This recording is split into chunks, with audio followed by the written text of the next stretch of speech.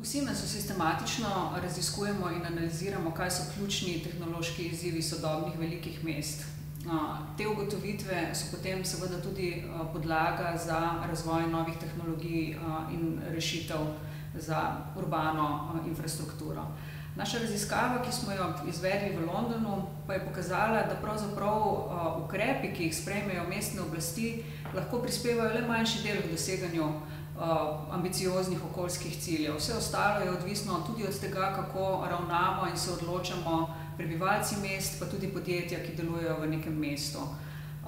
To je tudi osnovni razlog, da vlagamo in sodelujemo, poskušamo sodelovati v projektih, ki so namenjeni osveščanju prebivalstva, v takih projektih, kot je Ljubljana, pametno mesto, in te projekte ne izvajamo samo v Ljubljani, ampak tudi v nekaterih drugih mestih po Evropi in svetu.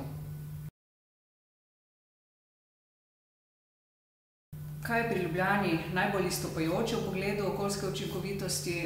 Jaz bi rekla, da predvsem to, koliko je bilo narejenega v zadnjih nekaj letih.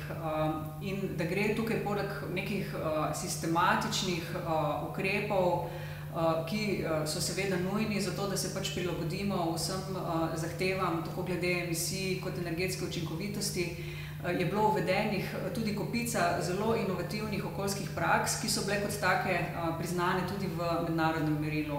Mogoče je za omeniti samo dva, recimo projekt Snage Ločuj zmaguj, pa brezplačna izposoja koles za turiste in še bi lahko naštevala.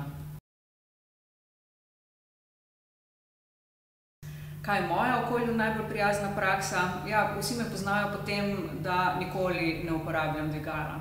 Grem vedno po stopnicah, to je dobro tako zame kot za okolje.